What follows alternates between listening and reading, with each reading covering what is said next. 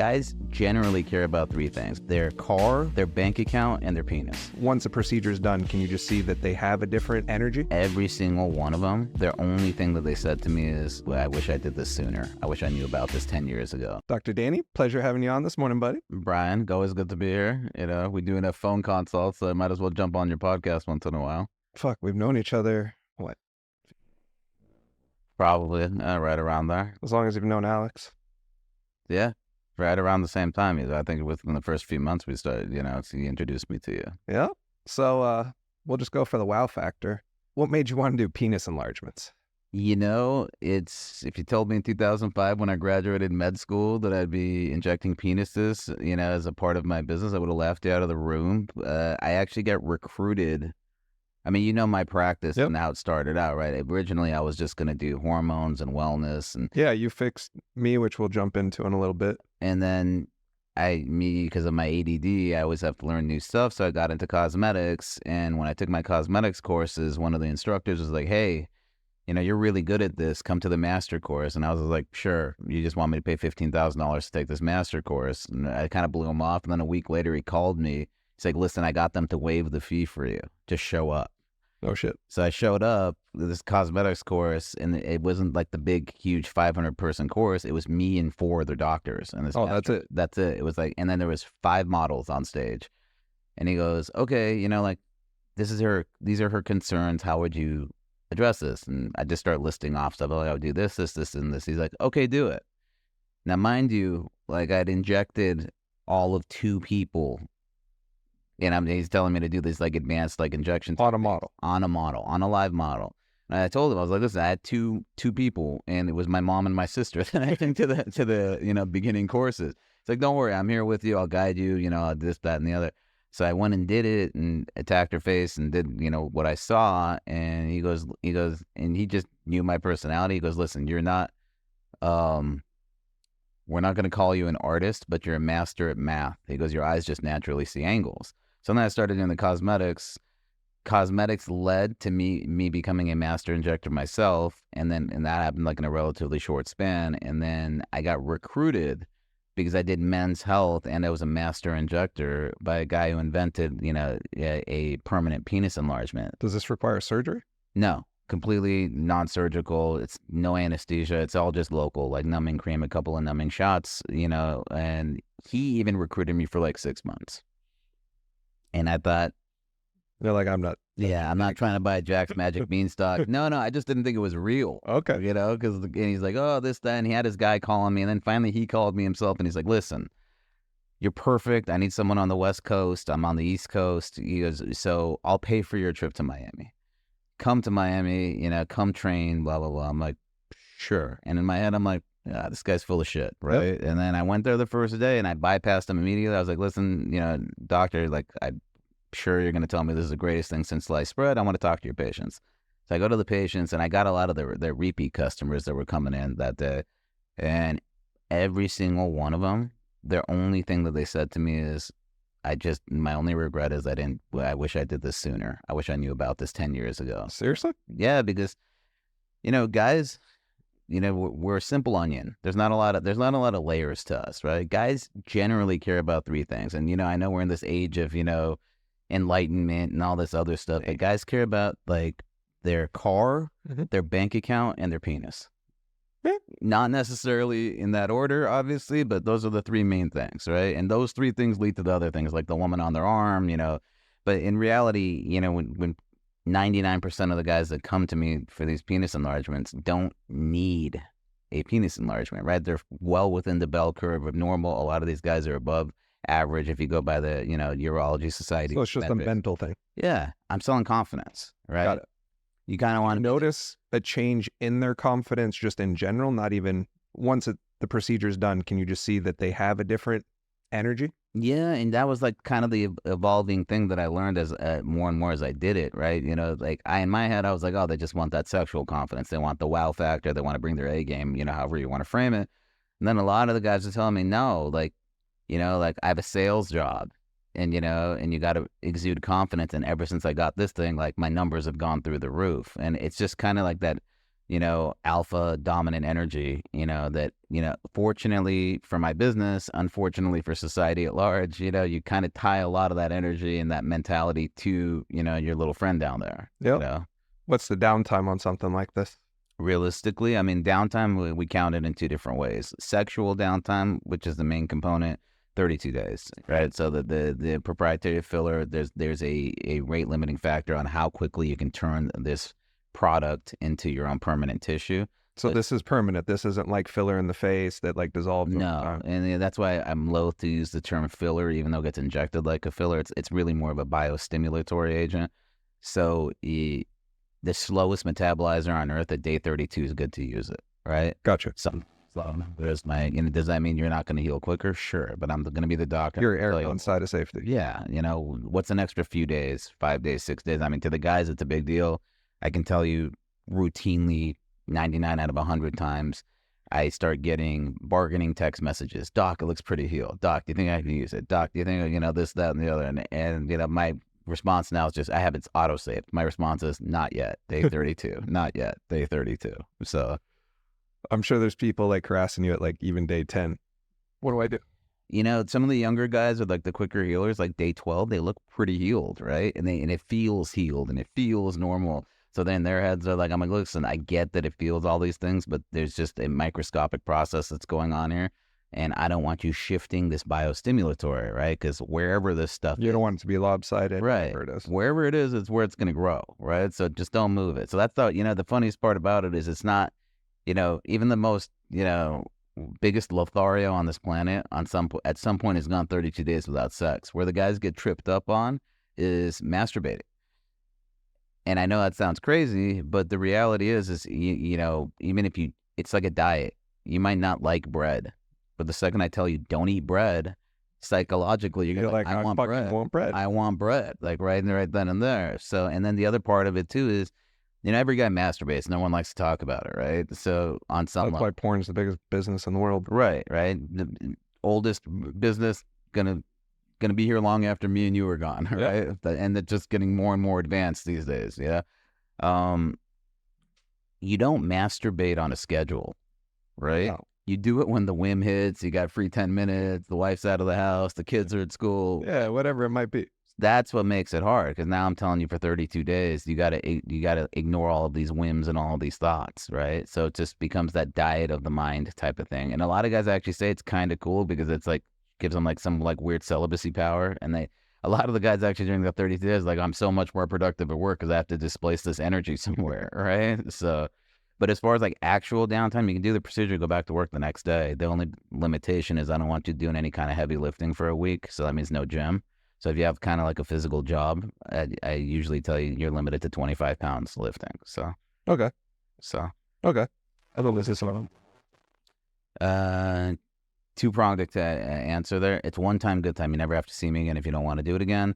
That being said, I'd say half of my guys come back for a second or third session, and that's just because you can kind of add each time through.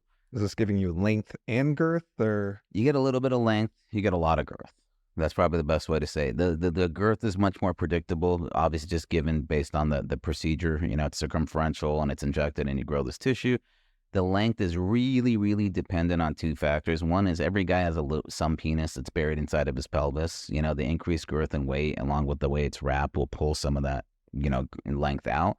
Second mitigating factor is your suspensory ligament, that's the ligament that makes your penis kind of tent upwards when you're erect. Depending on how flexible that ligament is, and there's just no real way to tell until you're at the end of the month. So everyone gets some length. Just unable to determine. And then on top of that, what I've noticed after doing this for 8 or so years is you really kind of cap your length out after 2 procedures. You're not going to get any more length after a second procedure. So then it's just girth. Yeah. The fuck, someone going for a Coke can, or? I have a guy. I have a couple of guys. Yeah, I have a guy. I call him Beer Can Steve. You're gonna pull your pants down. You got 50-50 odds of a chick wanting to touch it. He's at that point now where he's got a wife, and his wife, like, literally his wife is giving him the okay to go outside the marriage because he's just too big. He's literally as big as a beer can around at this point. He's coming 7 times, and it's just massive. And 7 rounds. Jesus. Yeah, and and I have another guy that I'm almost entirely sure doesn't use it on a functional level. I think he likes to be the guy at the urinal that you kind of look over at and you do the double take. You like Or walking around the locker room. yeah, that's funny you bring that up. 50% of the guys that show up, the whole grower shower thing, Yeah. you kind of become more of a shower after this procedure. These guys, almost half of them are telling me, I just don't want to have to hide behind a towel when I'm in a gym locker, right? I just want to be able to kind of whip it out and like not worry about it. That's that confidence factor again.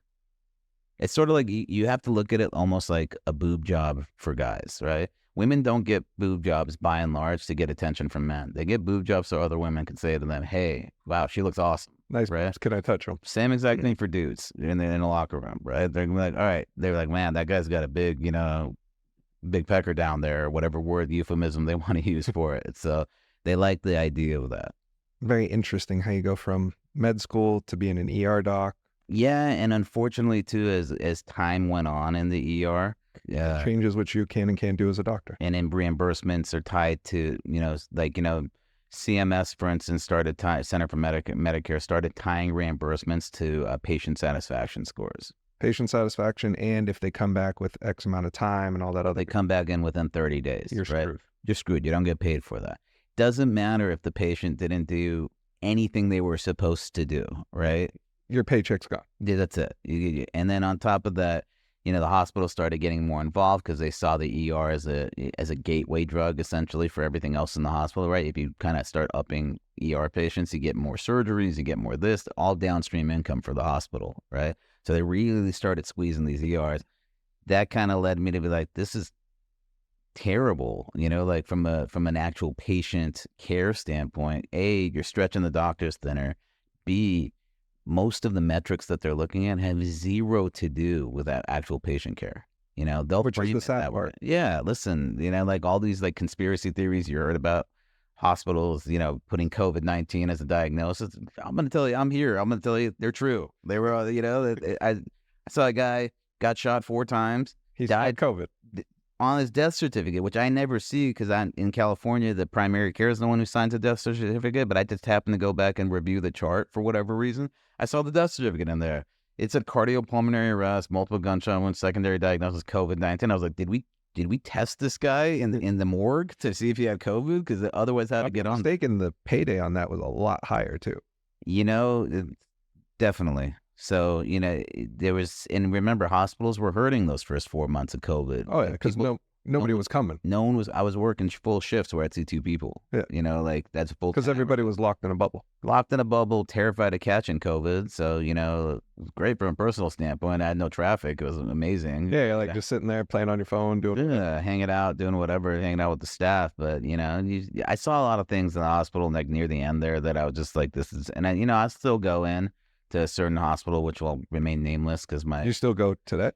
Yeah, once every 3-4 months to keep my skills up type of thing, and it's fun, right? I'm addicted to the action of it. You don't know what's coming in. No, and knowing you, I'm sure you pick one with a little bit more action. Yeah, for sure. Like, it's definitely not the highest paying hospital. Let's put it that way. No, it's just a career path of doing different things. Yeah, I just saw, most of Western medicine is reactive, not proactive, right? Correct. You get shot, you go in and see a doctor. You get high cholesterol, you go in and see the doctor and they put you on a pill. But why not treat root cause, right? Well, like for me, for example, I traveled the country. I went to Mayo, I went to Johns Hopkins, St. John. Best of the best. Fucking best. And I got like 20 different answers on my problem. And then came to you and you looked at it and you're like, well, fuck it. Let's go figure it out. And that's a problem. So that what you just said, that's not how medicine works anymore. Let's go figure it out is completely out of that doesn't exist. No, unless you're going to a concierge doctor who you're paying for their time to do the homework. Which, think about it, it's only popped up in the last 5 to 7 years. You've seen concierge doctors actually like kind of gain traction in 2 different ways. Either concierge if you're wealthy because they're not cheap, right? And I'm thinking from my healthcare that even like 10 years ago, it didn't exist. You didn't have it. And now you're seeing a lot of primary care doctors go to what's called the DPC model, direct patient care, where you still have to have insurance and you just pay them like a monthly service fee. Monthly service or yearly, whatever. Yeah, whatever it is. It's like a membership program. And, a lot of people, kind of bemoan this fact, but it's also kind of the best, if you can afford it, it's the best access to an actual doctor. Well, right? if you're on a budget, in my opinion, lower your monthly premium to a lower plan and offset it and pay someone like you. I tell people all the time, I'm like, listen, get catastrophe insurance. Yep. If you go to the hospital and you need surgery, Catastrophic, whatever. yeah, that's actually the lowest plan. It's a high deductible plan, but you'll meet your deductible as soon as you kind of like have an appendicitis. This deductible's $10,000. Yeah. Still going to be cheaper. Still going to be cheaper. And then what you're saving a year, like, it factors. Yeah. But the problem is like, I had a wealthy client for my cosmetics business, right? 3 weeks previous to that, this is height of COVID. I'm masked, I'm gloved. You couldn't tell me from, anyone on the street because I had so much gear on. Came into the ER, had gotten into a car accident, dislocated her shoulder. Kind of a nothing case, but like, easy peasy. I popped it back in, put her in a sling, x-ray, whatever. But I overheard the conversation when the registration chick went in to be like, hey, this is your copay or what your deductible or whatever it is. And it was like, I don't know, $200-$300, whatever it was. She went ballistic. This is nonsense. This is an emergency, this, that, the other. Cut to 3 weeks later. First time she shows up in my office for cosmetics. Totally random. She's like, listen, I want this, and this. And I'm like, sure, let's do this, and this. And it's always kind of like a cooperation between patient and we kind of settled on a plan. And our plan, it wasn't cheap, right? It was going to cost her about, I don't know, close to $5,000, right? Not a cheap day. Yeah, fillers are expensive, right? And she needed a significant amount of it and some other treatments and this and that and the other. She didn't blink. At the $5,000. Did not blink. So I left the room. My girl goes in, checks her out. I start through the work. And as I'm working on her, I'm like, do you remember me? And she's like, no, doctor. I've been following you on Instagram for years. I love your work. It's very subtle, but it's like nice and natural, blah, blah, blah, blah. I'm like, no, we've met. She's like, I'm telling you, I've followed you. I've never been here. Did we meet at like some function or something? I'm like, nope, we met in the ER 3 weeks ago. I was the doctor who popped your shoulder in. And she went ghost white. She's like, you overheard me yelling at the registration. And I just kind of started laughing. I'm like, listen, you could have lost your arm and you were bitching about $300, but I told you it's $5,000 to fix your face up and you didn't even blink. And she's like, people put priorities on what they think priorities. I pay all this money for insurance, and in my head is, why am I having to pay a deductible or this and that? Yeah. And unfortunately that's what it is, right? Insurance is kind of a scam, one way. Oh, I see what, I pay a month for a family of 4. And how much use do you actually get out of that? Well, so you're paying for peace of mind. Paying for peace of mind, catastrophic, because I do crazy stuff for fun and work. But like, yes, we know. Yeah, my son was born at home, so there was no hospital bill. There was a midwife and the doula. I think insurance reimbursed me like $2,500, but I had to shell out $10,000 for the birth at home. Yeah. Okay, so why do I have the fucking platinum PPO paying all that? I need to downgrade it. Because it's just, I have it for catastrophic if I end up in the ER or something crazy. And I have, coverage for a helicopter, because what if I need air flight? And what else do I really need? But, like, you're obviously more educated on it, right? If you go to the average person and say, hey, get crappier insurance and, pay this. I'm still saying, say PPO, just go from maybe platinum to silver. But like, you know what I mean? That message is your insurance sucks, but get crappier insurance and pay this other guy, $200, $300, $400 a month or whatever it is to, manage your health care. The part is like, I can violate my own HIPAA. Since I have a pituitary adenoma, comes with a bunch of medications because my body doesn't produce anything. And it's not like you're fudging the system. Like, I need this to opt. I'm like, I need this to operate. I think out of the 6 meds I'm on, 2 were covered. Yeah. Which is, fuck, that's expensive in itself. But it's just like, that starts to add up if you can't afford it. Yeah. Listen, if we're going to get into that part of the argument, if you just think, we're a mule from Canada, you get all these meds for $10. Yeah, which is insane. Right? Everyone knows about the insulin thing. U.S. Well, guess what? That applies to like 95% of the medication. Well, like, it'd be a lot for stem cell treatment. Like, you go to the pharmacy there and it's literally pennies on the dollar compared to here. Yeah, even if you adjust for U.S. to Colombian, it's still like $10 on the high side. Yeah, and that's like, and you're on some very niche medications. So. And then like trying to find peptides these days, good luck. No, it's tough. Honestly, they outlawed, and there's no real reason to outlaw any of these peptides. Well, no, the reason is they can't make money. The bigger side can't make money. Years and years ago now, remember HCG, right? Huge for, male hormones, right? And obviously huge for, female fertility and all this other stuff, right? Pharmacies used to be able to compound HCG, right? Both in bulk. In bulk, in different forms, injectables, lozenges, that we won't get into the efficacy of a lozenge versus injections or whatever, but it brought the cost of the medication down to nothing. Literally nothing. Right? And now everybody's back on, what is it, Pregnenolone? I forget what the... Novarel. Those are the only two commercially. And listen, they brought their prices down now to at least reasonable. You can get them for like $200 now, $200 to $400. Okay, but a 10,000 unit bottle for an average person... You're spending that every 2-3 months, minimum. Yeah. 10,000 unit bottle is going to get you, if you're a guy and you're... Depending on what your purpose is, it might be 3 boxes a month. Yeah, depending on the purpose. Yeah, if you're doing, again, it depends on... Yeah, so still that... If you're trying to get pregnant, whatever it might be. Do you remember what it was when they first outlawed HCG compounding? Oh, it was like $400 a box, $500. No. It went higher? It went higher. It went to $1,200 a box. There's only 2 commercials. Oh, I was looking at net. I didn't... Yeah, you're looking at it from the fact that you owned a pharmacy. Yeah. That was your cost. That was my cost. But you have to charge a patient. You got to keep your door open. And we couldn't even get it. Yeah. That's the other problem. Shortages everywhere. You'd call and you'd be like, yo, can you get it? I got 3. Yeah. So I had to find other ways to get it. Play hopscotch. Yeah, and I've got it from different states, and I got it from this and that. And just, thankfully, I didn't have such a huge patient panel that I couldn't do it, but it was difficult. Now I could just write a prescription. Guys can go pick it up at CVS. Correct. You just have to pay out of pocket for it.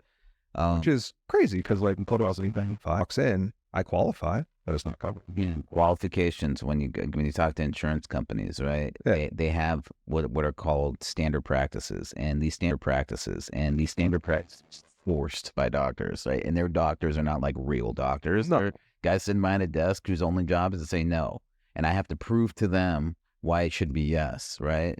And I tell my patients all the time, I'm like, listen, I'm not going to sit there and do a prior auth for you for 4 hours. It's just not worth my time. I'd rather lose you as a patient at this point. No, and if they had to pay you, it's cheaper for them to go pay for that. Like, that's exactly my point. I'm like, go pay the $160 at CVS. There's good things out there like Good RX or whatever it is, and you can get, just don't use your insurance. That leads to no insurance. Well, why the hell do I have insurance? I'm like, I couldn't tell you. Sounds like a personal problem. Yeah, no, you get what I mean? I get what they're saying. I get exactly what they're saying. But it's nonsense. So now I have patients who've, I'm not going to name names, but they've told me they go down to TJ or, you pick up Novarel and Pregnenolone and TJ for $20, $30. Wait, really? Brand. You think it's legit? One guy tested, got a COA. All right. Same stuff. Same everything. And I don't advocate for that practice, obviously, because you're, like you said, you don't know what the hell you're doing. Yeah, I'm just like... But they pick up stuff. Listen, I've been to Cabo. I walk down streets, and every 2 minutes, there's a pharmacy there selling everything you want. Growth hormone, steroids. Yeah, literally whatever you want. Yeah, and I am versed, and I can tell you that most of the stuff looks real, looks legit. That tells you where our healthcare system's at, right? So our healthcare system in the U.S. If you can get, Serostim, everyone loves growth hormone. Growth hormone has tons of great purposes. You cannot get growth hormone legally in the United States except for 2 very rare diagnoses. Well, one's not so. One is HIV lipodystrophy, right? Which, unfortunately, that's still a thing. 2, adult dwarfism. Right? Okay. How many dwarves do you know? Right? Not that many, right? So, right, they do give it to kids with when they have low HGH, this and that. So what has happened? They've created a secondary market, right? And how is a secondary market done? Well, as a HIV lipodystrophy patient, you get 1 box per week, right? 4 boxes covered by insurance, 4 boxes a month. If you're smart, you can stretch 1 box the entire month, and then you sell your other 3 boxes to your local neighborhood drug dealer. He'll buy them off of you for $300 a pop, right? Let's call it. That's $900 in your pocket every month. Obviously tax-free income, right? Yeah. They're getting paid in cash. Local drug dealer, depending on what the market conditions are, will turn around and sell that anywhere between $700 to $1,000 a box. So he's making his money. So that's how all these guys are on growth hormone. Now I see clinics all the time giving growth hormone out there. A few. I won't name them.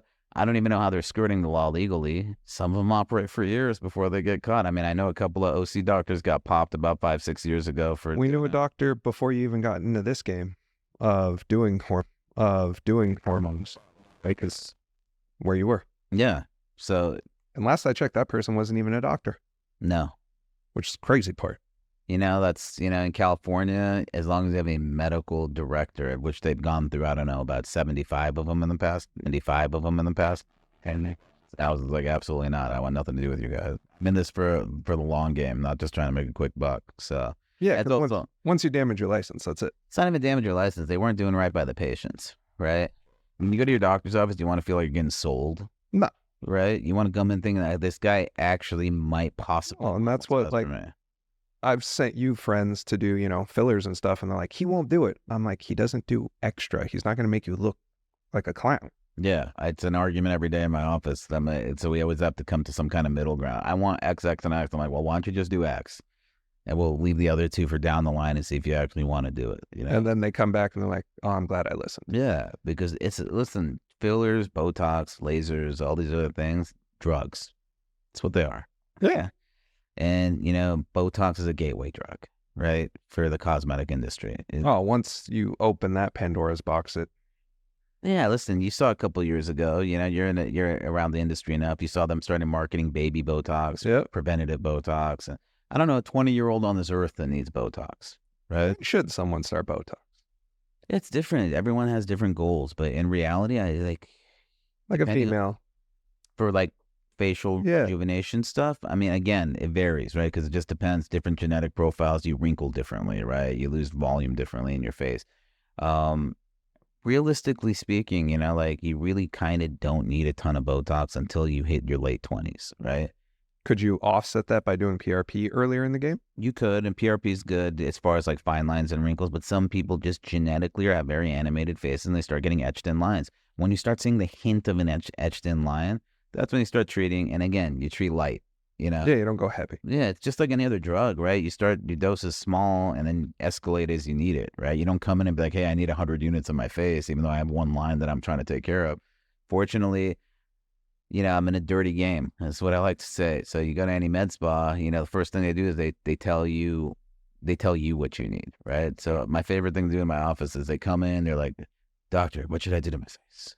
And I'll just look back at them just as dramatically. I'm like, what do you want me to do to your face?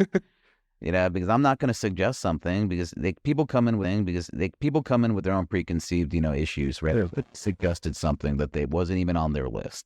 Oh, you'd break them. Yeah. Even if they don't do it that day, I planted that seed. They're coming back in 3 weeks later to get it done, either with me or with someone else or whatever it is. It's like a mind bomb, right? Yeah. To go off, especially like in this town where like it's just a big deal. I don't give a shit, but yes, I get it. Yeah, but but more for the women. Yeah. Right? Yeah. Right? But I go to great lengths to tell a lot of the clients, I'm like, listen, this person that you saw on social media, I've had them in my office, okay? When they don't have their glam squad and their makeup, they don't look like lighting, they do not look like this, okay? Oh, and that's what people don't realize, and like that's the nice thing about going to you is you keep it 100. You tell people, hey, this isn't how it really fucking is. No, it's impossible to look perfect all the time. And like all these filters on Snapchat have made people look flawless. And great for my business. Great for your business, but horrible for people's self-esteem. Listen, I always joke around and say social media is going to be the downfall of society. I mean, we're kind of. I don't think that's the joke. Yeah, but I was making that joke 10 years ago. Yeah, I remember. Like 10 years ago, we'd be working out. You're like, social media is going to fuck all of us up. I make the joke. Social media and the Kardashians, they're going to ruin the earth, and we're kind of there. I mean, I can't blame the Kardashians. They're not the only ones. Yeah, it's just interesting to say the least. So when a patient goes to your office, I know this because I've been there a million times. You're the only person, you have your front office person, but you're the only person treating patients. Yeah, no one touches a patient except you don't have PAs, you don't have NPs, you don't have nurses. It's just a different business model, right? Like, so that you can go to one of those places as PAs or nurses or, nurse practitioners and this and that, and you'll probably catch a little bit of a deal when it comes to like doing certain things. And there's a lot, listen, I teach courses too, and I can tell you there's a lot of good nurse injectors and a lot of good nurse practitioners and PAs and all that stuff. But in my office, what made you want to go that way of only you? One is I hate vouching for someone else's work. Okay, so like if, and the reality is if you come to my office and a nurse does something that you end up not liking, you're not pissed at the nurse. You're pissed at my office, right? So I sidestep that landmine by knowing that and it doesn't happen, honestly, knock on wood, seriously. My patients are happy because I don't overtreat, right? And their worst case scenario is they come back to get some more, right? I'd much rather give you a little bit more in a later session than give you too much, right? It's easy to put things in, hard to take things out. Yeah, you don't want to have to dissolve it, waste it, whatever. Yeah, just like the end of the time and the healing time. Dissolving's not an exact science, so no, it's a guessing game. It takes forever, right? So if someone gets a bad set of lips, it's very, very rarely can I dissolve them in one session, right? Usually I have to do a couple, and that's swelling and bruising and cost and this and that and the other. It's a famous guy, that, again, I can't mention names. I'm not trying to catch lawsuits here, but this guy charges an arm and a leg, huge social media presence, That narrows half of Beverly Hills. Right. Yeah, think hard. Okay, you know what I'm talking about. This guy did a wedding glow up for a girl, and it was like 6 months before her wedding. She thanked God it was 6 months before her wedding. She spent about $14,000 on fillers. Can spend $14,000 on fillers? With his prices, yes. Okay. Realistically speaking, it was about a $4,000 job. Ouch.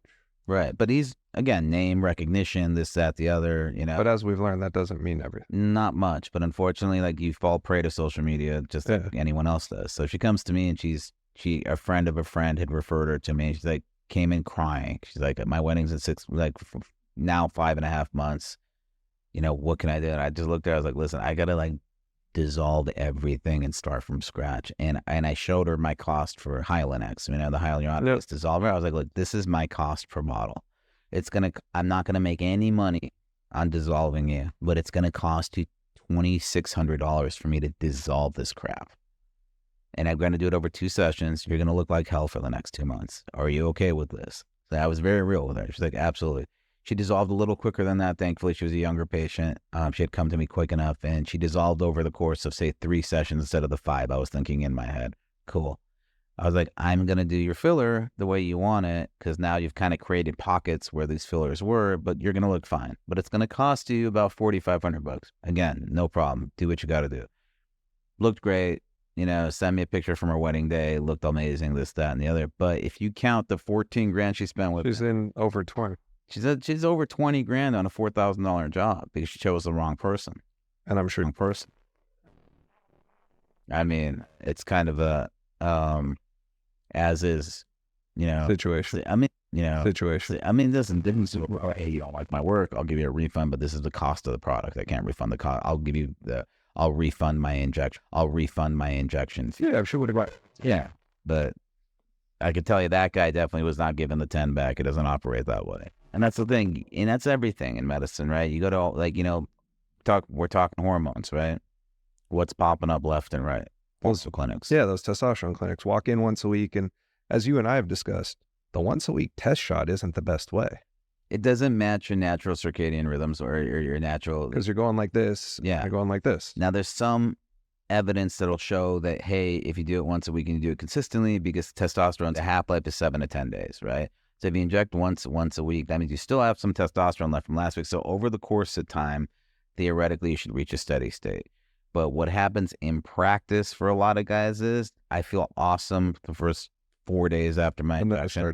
And then if your injection's Monday, by Sunday, it feels like you have nothing in your system, right? And then, testosterone is, the great misnomer with testosterone is everyone thinks, okay, cool, I'm going to inject some test, and the test is doing all these things. In reality, it's the derivatives of the testosterone that break down products that do what they do. Like one of the biggest ones is DHT, right? DHT is very important for muscle mass, erection quality, libido, all these other things. DHT has also been kind of demonized in the hair industry because DHT accelerates male pattern baldness, right? So a lot of times I go over these risks and benefits with these patients. I'm like, look, it doesn't cause you to lose hair. It accelerates the hair loss that's already going to be coming. So if you're okay with that, if you don't have a family history of hair loss or whatever, or this, that, you should be fine. But if you do have that in you're fucked. You're fucked. You're gonna get it. And we mitigate it as much as we can, right? Topical minoxidil, Rogaine, topical finasteride. I don't like oral finasterides. There's a lot of sexual side effects for guys with that stuff.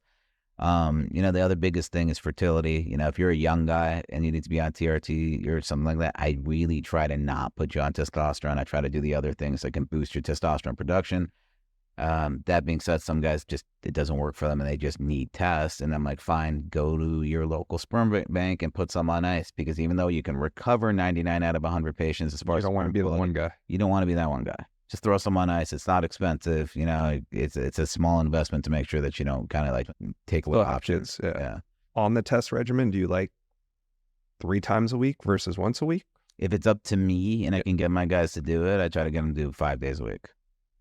Shove the weekends off. Tiny insulin syringes. Yeah, you're doing or whatever you're doing. Very and my goal is, remember, it's replacement therapy. Yeah, it's not. You're trying to get anywhere between 700 and 1100, and everyone's different. Yeah, and sometimes 700 might feel great for one person and 1,000 might feel better for the next. Look at your own experience, right? There's been times when you've been higher, which theoretically you would think you feel better. You're like, dude, my energy level's awful. I think one time was at like off the charts, 1,400 is where it stopped. Yeah, you can't put jet fuel in something that's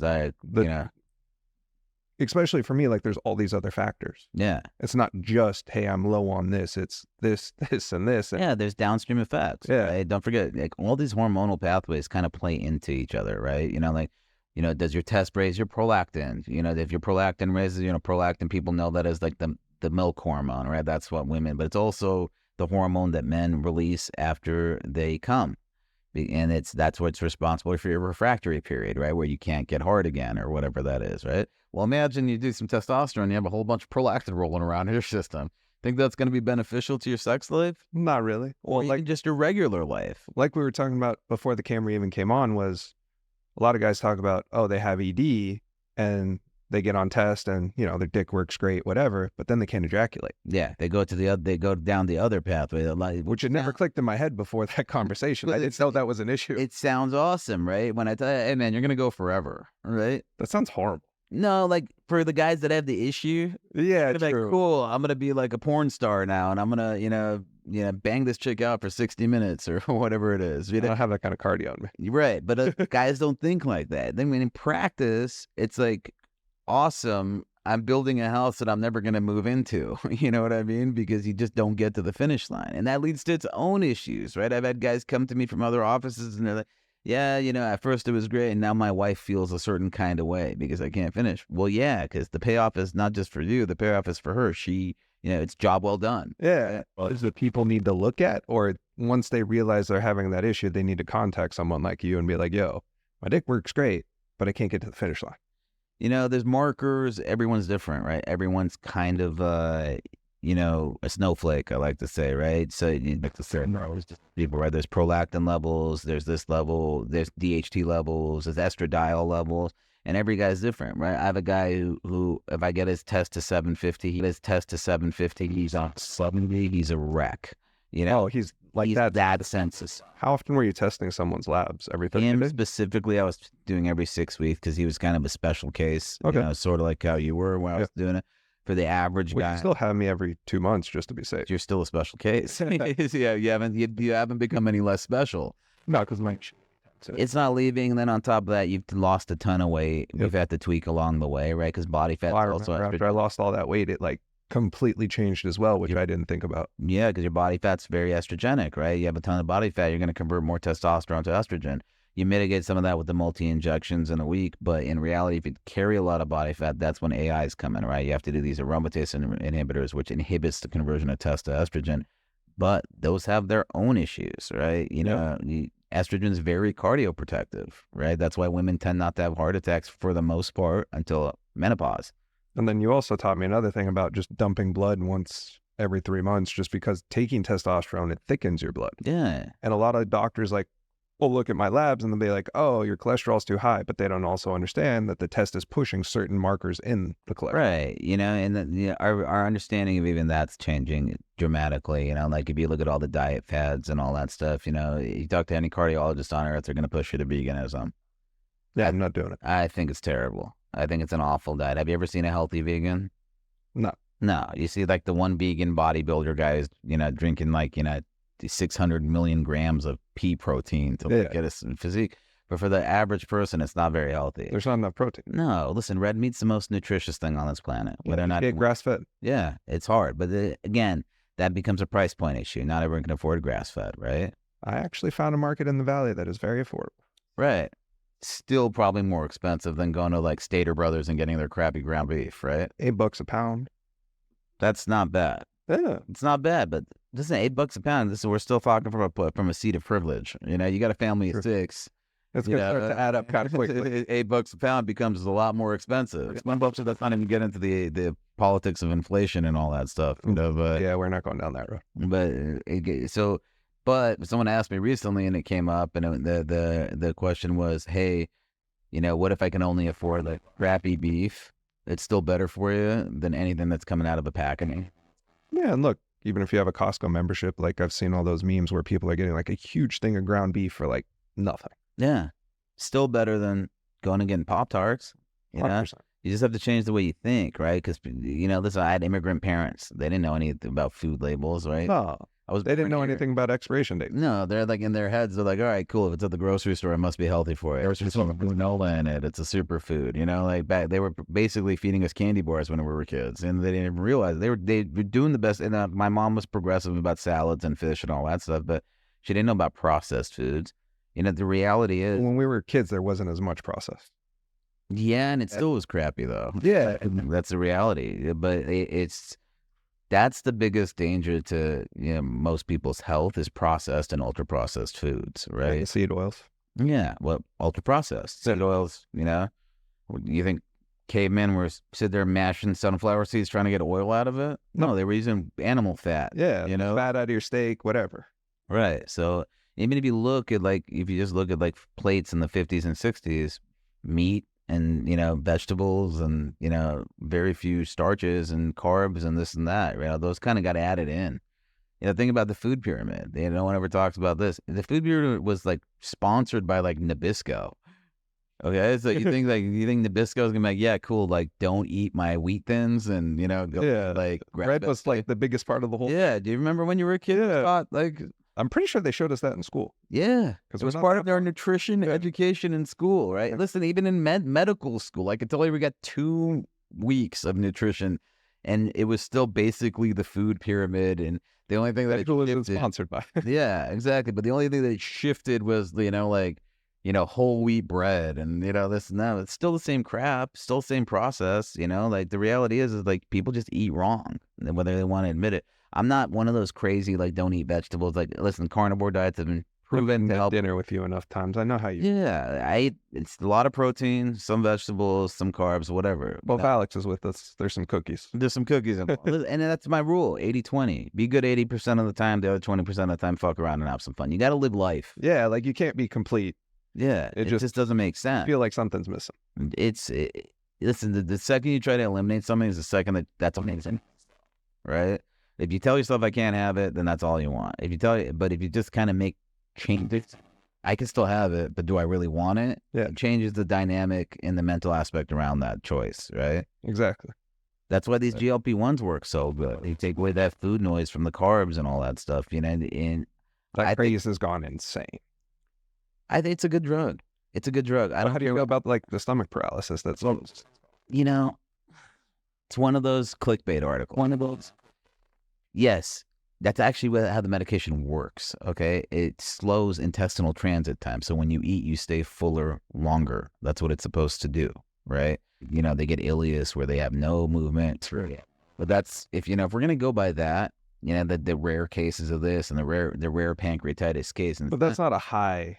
No. If that's the case, you can't have Tylenol. Take Tylenol off the shelves. That's the number one overdose in this country is Tylenol. They sell it you can go to the gas station around the corner and pick up a bottle of Tylenol. The market, wherever. Yeah. They didn't outlaw alcohol, right?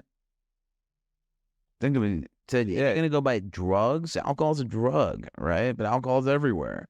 So yes, are you going to have the outlier patients that are going to have these issues? For sure.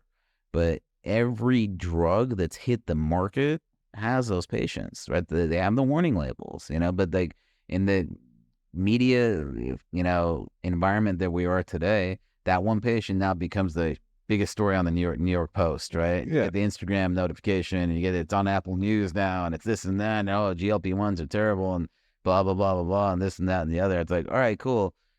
That one patient had that issue, but how about the 10,000 patients that lost 80 pounds, normalized their cholesterol, got their hemoglobin A1Cs under normal? What about those people? And then that even became clickbait. Oh, they're taking medication away from these diabetics that actually need it. No, it's not true. Okay. There's plenty of inventory. Yeah. And the reason why, why there was a shortage? It wasn't the molecule. It was the injector pens. Yeah, you could have gotten the raw and injected it yourself. Yeah, and now what's happening? The big companies are suing these compounding pharmacies to make sure they can't produce it anymore. Sort of like what happened. We were talking about HCG earlier. HCG, the peptides, like it's just been one thing after another of limiting everything. Yeah, so they're gonna do that, nonstop. It's just ridiculous. So listen, it's ridiculous. So listen, Eli Lilly's gonna Zepatide is super popular. Then pharmacies are finding workarounds. They're adding B12 to it, or adding glycine, little of that, and they're putting it in doses. I'm all for it. You could also take BPC oral to help protect your gut. You could. Most people don't have the issue. I'll tell you that right now. I have 200 patients that take one form or the other of either semaglutide or tirzepatide. No issue. The basics. The bleeding nauseous after your injection. It happens. That happens. Especially if you eat something stupid. Yeah, that's the reality for most people until they're changing doses and you go higher, right? That's a known side effect. And, the biggest side effect I tell people about outside of, nausea, acid reflux, all these things that do happen, you can't eat cookies anymore. You're not going to want them, right? We're going to need to up your dose if you still want cookies, right? So the reality is what happens for a lot of these people is you don't realize how much of your social calendar is filled with, food. You meet someone for drinks. You meet someone for dinner. You meet someone for this. Well, guess people what? Don't realize how much sugar is in drinks. Right.